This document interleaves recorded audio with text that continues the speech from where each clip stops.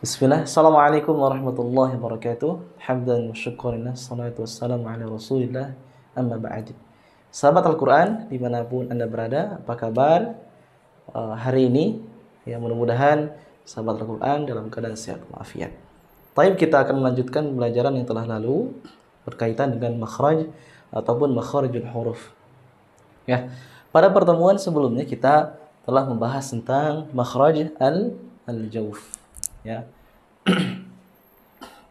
saya sedikit flashback bahwa al-jauf adalah makhraj yang termasuk kepada makhraj al-muqaddar ataupun tidak nyangkut di salah satu elemen makhraj, dan hurufnya ada 3, yaitu alif maddiyah, wawu maddiyah, dan ya maddiyah.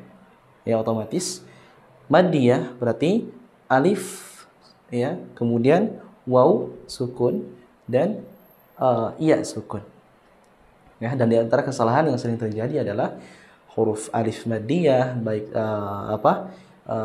waw maddiyah ataupun ya iya maddiyah, ini sering terjadi kesalahan nyangkut di khaysum. Contoh, alhamdulillahi rabbil alamin, min, atau dibaca a'udzu. Ya, dalam istilah Sundanya mungkin ngirung. Ya, ini tidak diperbolehkan. Nah, itu sedikit mengulas pembelajaran yang telah lalu. Kita masuk pada pembelajaran yang selanjutnya, yaitu yang kedua adalah makhraj al-halqu. Ya, al-halqu. Al-halqu. Al-halqu, ya, artinya adalah tenggorokan.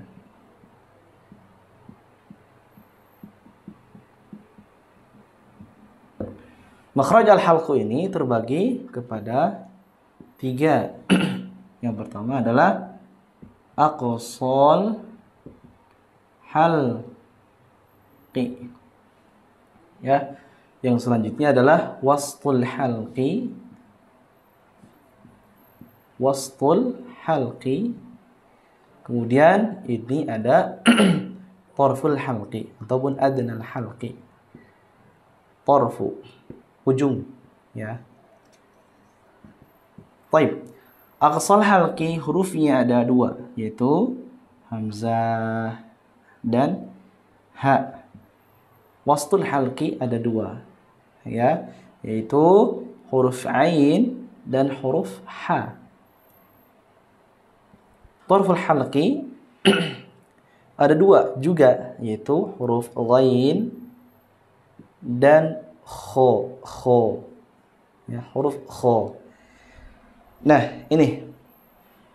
Jadi dari 5 makharij, ya, 5 makhraj yang telah saya sampaikan pada pertemuan sebelumnya, kita rinci lagi.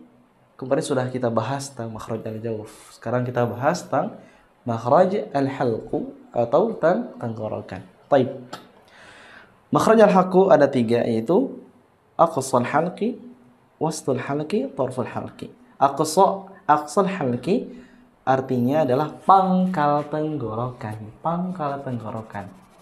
Ya, pangkal tenggorokan di sini, area sini. Ha. Wastul halqi, ain dan ha di tengah, di sini pertengahan, ya. Tarful halqi, ujung, nah, di sini. Ya, kho, lo, di situ, ya. Taib. Kita akan membahas tentang dari pangkal dulu, yaitu hamzah dan ha.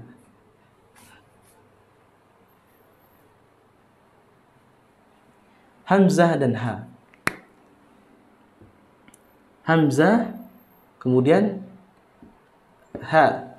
2 huruf ini, ya, jazakumullah, satu makhraj, yaitu di pangkal tenggorokan. Akan tetapi yang menjadi pembeda antara kedua huruf ini adalah sifatnya. Ya, makhrajnya sama, akan tapi sifatnya belum tentu sama. Ya. Sekali lagi, makhrajnya sama, akan tapi sifatnya belum tentu sama. Ya, seperti itu.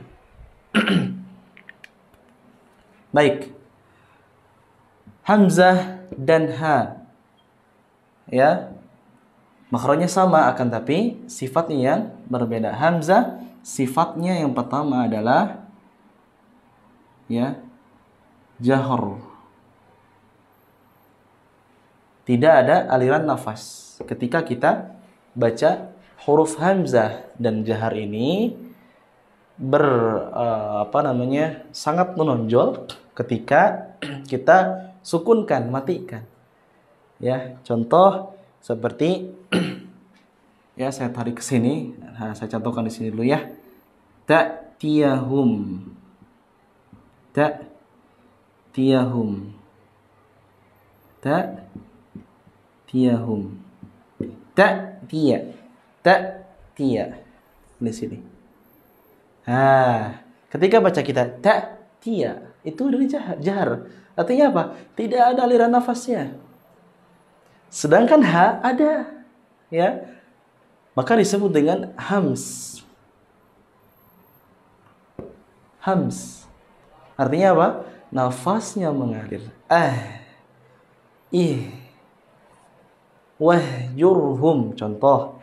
Wahjurhum. Wahjurhum. Ta'tiyahum. Tidak ada aliran nafas.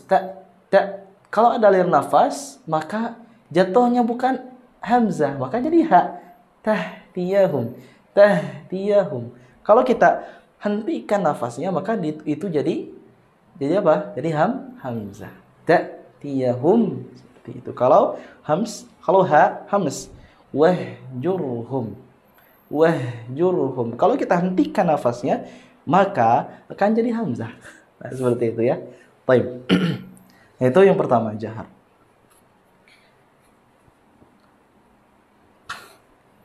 Nah, kemudian yang kedua, yang menjadi pembeda antara dua huruf ini adalah sifat yang kedua adalah hamzah itu adalah syiddah. Hafalkan ya. Ini istilah-istilah sifat yang ada pada huruf hijaiyah. Syiddah. Ada lawannya syiddah. Kalau ha itu kalau hamzah itu syiddah, artinya tidak ada aliran suara ketika hamzah itu sukun, sedangkan ha ada aliran suaranya. Ya, atau dalam bahasa tajwid disebut dengan rokhawah. Rokhawah. Ada aliran suara. Tadi syiddah. Ya, sama saja. Contohnya, atau kita tambah sedikit, ta'kulu. Di sini samalah wahjurhum.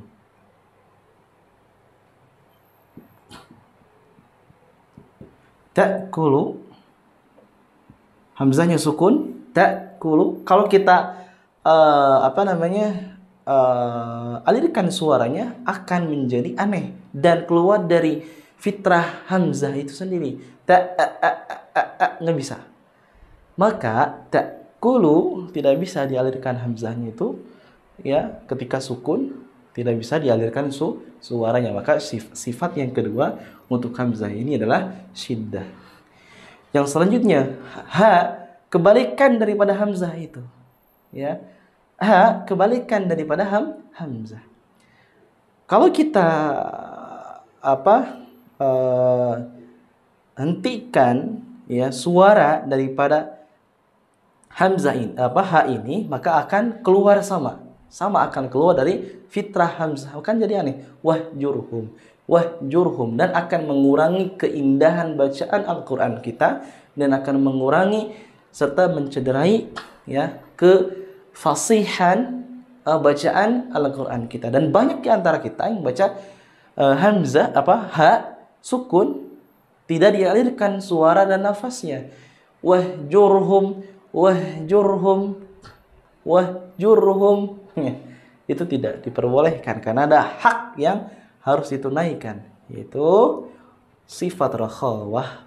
Ya, itu sifat yang kedua pada huruf hamzah dan huruf ha. Taib. Sahabat Al-Quran, yang ketiga kita percepat. Huruf hamzah dan ha ini ya. Tadi dua sifat berbeda, akan tetapi ada dua sifat yang sama jemaah. Ya, sama-sama kedua huruf ini adalah istifal. Ya, istifal.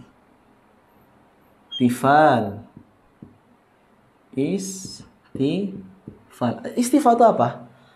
Istifal adalah lidah bagian pangkal tidak naik sehingga suaranya tipis. Ha, i, hi, u, hu. Contoh ya seperti itu, istifal.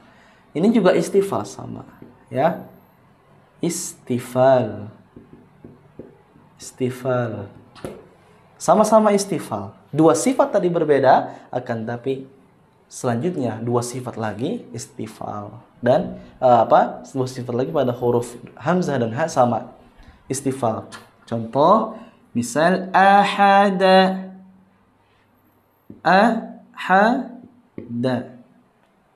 Kemudian hajara. Hajara. Ahada. Dan vokalnya sama. Ya, ahada. Hajara. Ahada. Hajara. Nah, demikian. Ya, ini istifal. Kemudian juga sifat yang selanjutnya ya adalah infitah. Sama-sama infitah ya, sama-sama infitah. Infitah.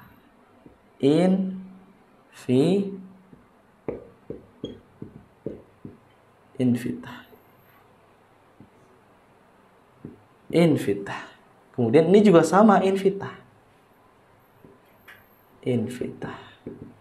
Nah, baik. Ini contohnya juga kita ambil sama saja, infitah. Apa itu infitah? Terbuka. Ya.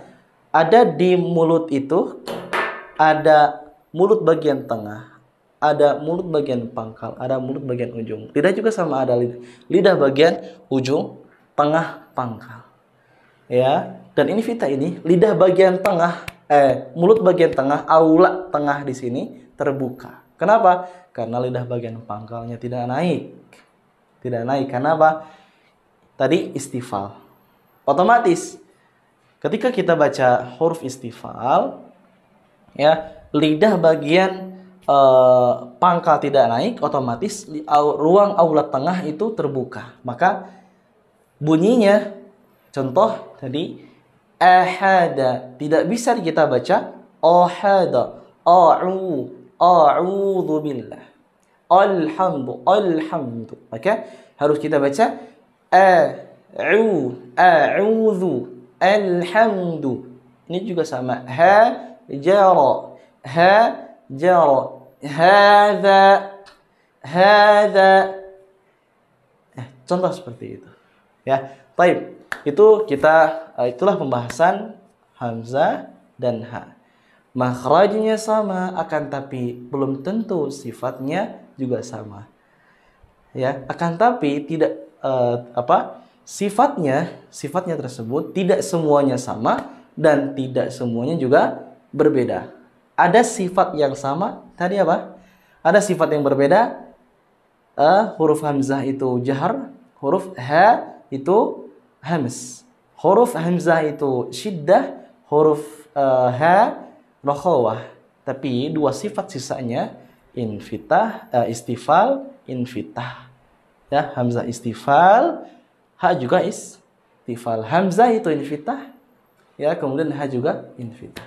Demikian sedikit pembahasan tentang makhraj al-halqu, bagian aqsaqnya, bagian pangkal tenggorokan. Demikian yang singkat ini, mudah-mudahan bisa bermanfaat untuk sahabat Al-Quran di rumah, ya, untuk sedikit sharing pengetahuan dan juga mudah-mudahan menambah wawasan teman-teman di rumah untuk kemudian lebih memahami pembagian ya daripada makharijul huruf dan sedikit penjelasan tentang sifatul huruf.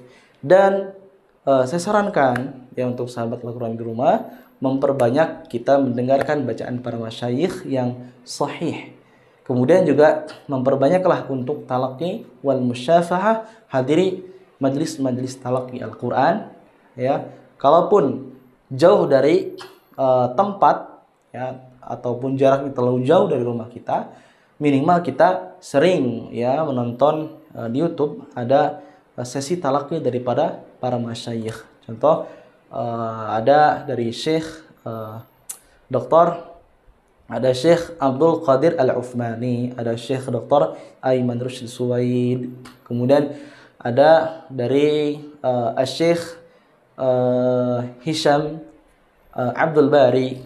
Nah, itu banyak para masyayikh yang mengajarkan ataupun mentalaqikan bacaan mereka terkhusus Al-Fatihah. Sahihkan bacaan Al-Quran antum, sahihkan bacaan Al-Quran kita, terkhusus bacaan Al-Fatihah kita, karena sesungguhnya Al-Fatihah merupakan rukun salat ya. Kalau rukun salatnya ada di antara rukun salat kita yang yang rusak, yang cacat, maka bisa mengakibatkan salat kita menjadi batal dikarenakan itu adalah rukun salat. Demikian, mudah-mudahan yang singkat ini bisa bermanfaat untuk antum di rumah, untuk teman-teman sahabat Al-Quran di rumah. Mudah-mudahan semakin diberikan kesemangatan untuk kemudian terus belajar, memperbanyak khazanah keilmuan terkhusus dalam masalah Al-Quran ini. Barakallahu fikum. Wassalamualaikum warahmatullahi wabarakatuh.